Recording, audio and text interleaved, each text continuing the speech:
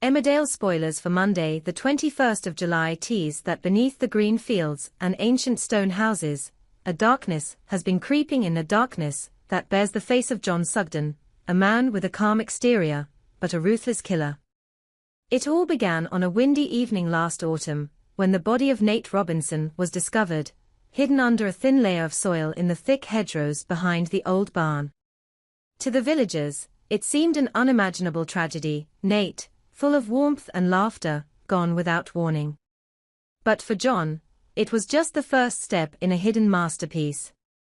In the days that followed the discovery, Emmerdale stood stunned. As morning wreaths adorned the stone walls and candles flickered in the windows, two figures were drawn inexorably into suspicion: Tracy Robinson, Nate's grieving widow with tear-streaked cheeks and shattered composure, and Cain Dingle, the man who had once clashed with Nate over business and honor. Rumors swirled. Had Tracy's heartbreak driven her to murder? Had Cain's fierce temper boiled over into deadly violence? The village whispered that Tracy's sorrowful sobs masked a darker resolve, and that Cain's frequent visits to the hedgerow betrayed a guilty conscience. Yet as police cars glided silently along the narrow lanes, eyes flicking through tinted windows, no evidence surfaced to convict either suspect. Tracy's alibi: she had been at home with Belle Dingle, comforting her through a family crisis, stood firm. Cain's rough hands bore no soil, and his blood-tinged knuckles from a recent bar fight proved nothing more than poor judgment. Officer Webb, the young detective sent to observe the funeral, watched every face in the congregation, scanning for tremors of guilt or flashes of relief. But with each turn of her notebook page, she found only raw heartbreak, not malice. John watched the police scrutiny with casual interest, reclining in his darkened living room as television coverage cut between the funeral cortege and interviews with local witnesses. To the untrained eye, John's demeanor betrayed nothing, but beneath his measured expression, a vein of panic throbbed. Tracy and Cain had begun exchanging wary glances at the pub, forging an unlikely alliance.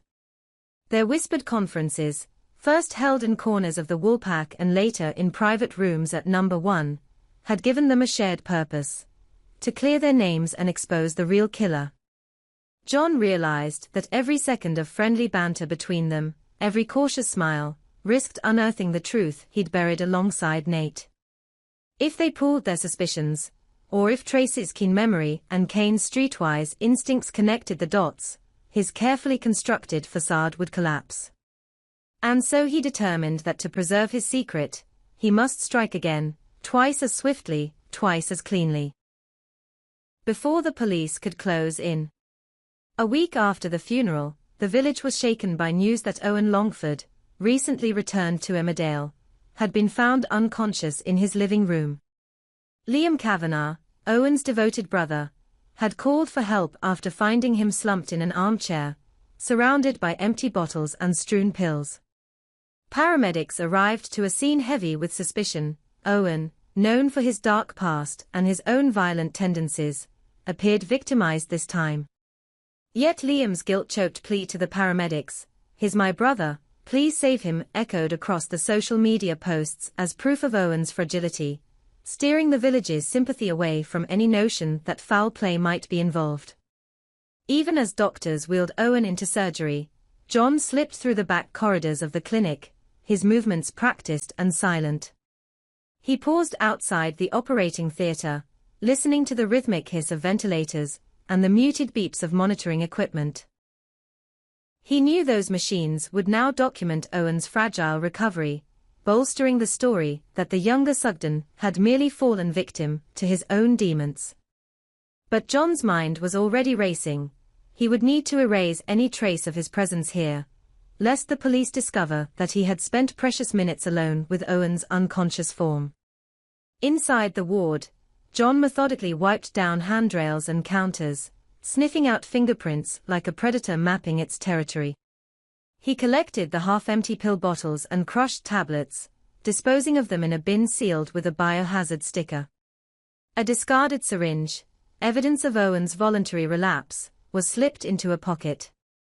The keycard that had granted him access to the ward found its way into his coat. By the time Liam returned, frantic and anxious, John was leaning casually against the wall, arms folded, face a practiced mask of concern. "Where was he found?" John asked, voice soft. Liam, desperate for any answers, told him the same story he'd told the medics. Owen had collapsed alone, unable to stagger to the phone. John nodded gravely, offering Liam a shoulder to lean on, all the while knowing that his interference would guide suspicion away from himself. When Liam demanded to know why there were no witnesses, John assured him that Owen's isolation was tragic, but not uncommon. "Addiction can be a grim companion," he murmured, squeezing Liam's arm before slipping away into the corridor. By the time Detective Webb returned to the manor to conduct follow-up interviews, she found no trace of John's late-night visit. Owen's bedside chart noted recovery from an overdose and possible second-degree burns from a scalding hot tea kettle. The implication lay that Owen's own carelessness had caused his collapse. The nurse on duty mentioned the presence of a sympathetic neighbor, John Sugden, "I think," but when Webb called out the name, John was nowhere to be found. Having no tangible proof, Webb jotted down the note and moved on, convinced that Nate's case was still her only unsolved murder. Back in the heart of the village, Kane and Tracy met again beneath the ancient oak that cast its gnarled shadow over the churchyard. They traded fragmented memories. Tracy had noticed a man skulking near the barn on the night Nate disappeared. Kane had glimpsed a familiar figure slipping away with a shovel. But without corroborating testimony, their suspicions remained conjecture. Each time they dared to name John, they recoiled at the absurdity. John, mild-mannered, kind, always first to volunteer at church events. But their instincts screamed otherwise. Flooded by conflicting evidence, Tracy's own emotional distress, Kane's history of bar fights, the easy alibis, Detective Webb began to waver. She returned to the scene at dusk, standing where the autumn wind whispered through the dead nettles. She ran her fingers along the low stone wall, looking for impressions of soil on her gloves. She shone a torch over the earth, re-examining footprints. But the more she searched, the more elusive the truth became. Someone had gone to great lengths to erase every sign of intrusion. Meanwhile, John sat in his study, fingers tapping against a folder bound with a crimson ribbon. Inside lay his plans for the future murders, names crossed out, new names penned in the margin. Each victim would be selected with caution, those who asked the wrong questions, who came too close to uncovering his past sins. The deaths of Nate and almost Owen had been rehearsals, now he craved a grand finale to secure his unchallenged reign of terror. Despite the tension, John continued to behave the part of a grieving friend and dutiful member of the community. He attended Nate's memorial service with precisely measured grief, offering Tracy a trembling embrace. He volunteered to polish Kane's tractor during harvest season, the two men exchanging awkward laughter as they worked the fields. To the villagers, he was the epitome of compassion. To Detective Webb, he was an unwavering enigma. And to Tracy and Kane, he was a shadow stretching across their every thought. But the peace of Emmerdale is fragile. Whispers now follow the villagers wherever they go. Who is really responsible for Nate's demise? Why did Owen collapse in his own home? What secret is John so desperate to keep? While the harvest moon rises high, illuminating the rolling hills in silver, the community braces itself. For as long as John remains free, each rustle in the hedgerow, each half-glanced conversation, could herald the next victim. In the coming days, Kane and Tracy plan a clandestine stakeout at the barn. They will hide among the rickety stalls, binoculars pressed to their eyes, waiting for the man who has haunted their nightmares. John, sensing their resolve, will enact his next scheme, devise a patsy, weave a narrative that steers suspicion onto an innocent bystander, and eliminate the threat before the trap is sprung. And Detective Webb, torn between empathy and professional duty, will struggle to piece together a puzzle of lies, motives, and half-truths. The storm of death that John Sugden has unleashed shows no sign of abating. Every lock he picks, every soul he silences, emboldens him further. Each time the police draw closer, he will use violence to cover his tracks. The looming question on everyone's lips is simple yet terrifying: who will be next? And when the final act of this deadly drama unfolds, can Emmerdale's people bear the revelation of the demon who walked among them? The answer hangs on a razor's edge, as the village holds its breath, waiting for the inevitable tremor that heralds John's next move. Emmerdale tease that the air itself has turned brittle with suspicion, and the village's once comforting routines have given way to clandestine meetings and restless vigils. As dawn breaks on another cold morning, Tracy Robinson stirs in her small cottage by the river, haunted by the echo of Nate's final scream and the knowledge that his killer still walks among them.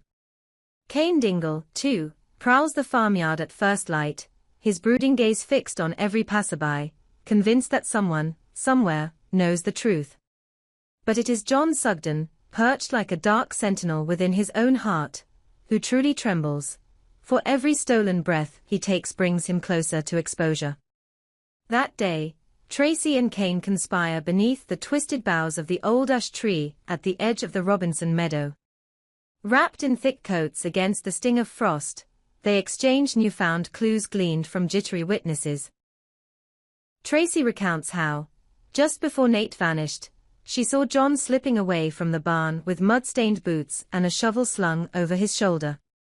Cain confirms that he spotted John's unmistakable silhouette on the night of Owen's collapse, prowling the lane behind the Longford cottage. Each revelation steels their resolve, but also underscores the peril they face. If John perceives their sleuthing, he will strike again, and none of them will know safety until he is unmasked. Their plan forms swiftly. That very evening, they will stake out the barn itself. Hidden among the hay bales and shattered window panes, they will wait until John emerges. Tracy's heart thunders at the thought. She has never pointed a gun, nor confronted a murderer in the dark, but she steels herself with the memory of Nate's gentle smile. Cain, seasoned by years of bar brawls and betrayals, nods solemnly, his usual brashness tempered by a sober awareness that one false move could send them both to a grisly fate. Meanwhile, John occupies himself with poisonous precision. He spends the afternoon at the forge behind his home, ostensibly helping Liam mend a broken fence. Sparks fly as hammer meets anvil, but John's mind is elsewhere, churning through worst-case scenarios. He considers disposing of the shovel and boots in the river, then chuckles at the memory of casting similar doubts onto Owen's corpse. How easily grief had obscured any question of foul play. But this time, the quarry is sharp and hungry, he must act preemptively. He decides on a new ruse. Tomorrow's victim will be someone who can undermine Cain's credibility, someone whose downfall will scatter suspicion like shattered glass. Late afternoon, John slips away from the forge, feigning a sudden headache. As Liam clambers into his truck, John volunteers to continue working alone. He lingers until the engine's roar fades, then moves silently toward the isolated home of Joe Bennett, a mild-mannered shopkeeper, who recently tipped off Cain about John's odd comings and goings. Joe's accusation had unnerved him. If she testifies, the dam will burst. He will need fresh evidence to shift blame away from himself. Tracy and Cain arrive at the barn shortly after sunset, their breath rolling in ghostly clouds. Tracy clutches a small torch and a camera phone, Cain bears a length of rope and a crowbar. Hours pass in tense silence as they strain ears for the slightest sound. A distant owl hoots, a fox slinks through the undergrowth. The only movement they detect is the rhythmic sway of the hay bales in a sudden gust of wind. Doubt gnaws at them both. Are they chasing shadows? Was John merely a red herring born of grief and fear? Then, as the clock tower tolls 9, they see him, John Sugden, hunched and deliberate, stepping through the barn's broken doorway. He carries a burlap sack in one hand and his shovel in the other, boot treads leaving muddy prints on the wooden floor. Tracy's finger tightens on the camera trigger, illuminating John's figure in a narrow beam of light. His face, half hidden beneath his hood, is drawn and pale, just as Tracy saw it on the night she watched him fiddle with Owen's vitals. Kane inches forward, crowbar at the ready, but his foot snaps a loose board. The crack echoes through the barn like a pistol shot. John freezes, the beam illuminating his features, lips pressed thin, eyes glinting with a mix of rage and fear. In that heartbeat, he knows they have followed him. There is no turning back. With a feral growl, he flings the burlap sack onto the hay, revealing Joe Bennett's lifeless form curled inside. Kane and Tracy gape at the horror, stomachs lurching. Joe's once bright eyes stare sightlessly into the dark rafters. Grim satisfaction flickers across John's face. He raises his shovel over Kane's head, but Kane lunges forward, swinging the crowbar. Sparks fly as metal crashes, but John is quick. He sidesteps and grabs Kane's arm, twisting him to the ground. Tracy, paralyzed by shock, drops her torch. The beam rolls across the hay bales until it strikes John squarely, lighting him in ghastly relief. "Stay back." John snarls, voice ragged. "You think you can trap me? You've already damned yourselves." His grip on the shovel tightens. "Now you'll join her." Kane's eyes blaze. With one mighty shove, he sends John stumbling backward into the overflowing hay loft. The shovel clatters to the floor below. Kane scrambles for it, but a sudden pain sears his side. John has yanked a hidden knife from his coat and slashed him. Kane howls, staggering, bleeding onto the straw. Tracy springs into action, grabbing the torch and sprinting toward the fallen shovel. She picks it up, brandishing it like a spear. John, too far hemmed in by the loft's low beams, hesitates. Tracy's glare meets his, justice incarnate. But John's desperation outweighs self-preservation. He lunges, shoving aside a bale. Straw flies as he scrambles toward the loft door. Tracy raises the torch, swinging the shovel overhead, but Kane's roaring voice arrests her blow. Together they face John, the three of them locked in a tableau of fury and grief. In that moment, a halo of blue and red light floods the barn. Detective Webb, followed by two uniformed officers, bursts through the side door, guns drawn. "Police? Drop your weapons," she commands, voice resolute. John freezes, eyes darting between Tracy, Kane, and Webb. He calculates rapidly. If he gestures to Kane and Tracy as aggressors, they will have motive aplenty: Kane's feud with Nate, Tracy's heartache over her husband's demise. He tilts his head, feigning confusion. "They attacked me," he says, voice trembling. "I found Joe's body and they came at me." Tracy shrieks denial, but before she can speak, John collapses to the floor, clutching his side, feigning a wound far deeper than Kane's. He convulses, blood seeping between his fingers. Webb approaches cautiously, holstering her weapon, but signaling her partner to secure Kane and Tracy. "Sir, stay still," she says, scanning his pained expression. "Officers, get on those two, quickly." As the officers handcuff Tracy and Kane, John feigns tears. I tried to save her," he sobs. "They wanted to kill me and make me the fall guy." Webb kneels beside him, voice softening. "We'll get an ambulance," she assures him. Yet as she glances toward the loft, where Joe's body lies half-concealed behind straw, uncertainty flickers in her eyes. Tracy and Kane are hauled outside, their protests stifled by the clicking of handcuffs. A patrol car's doors swing shut on their frantic pleas.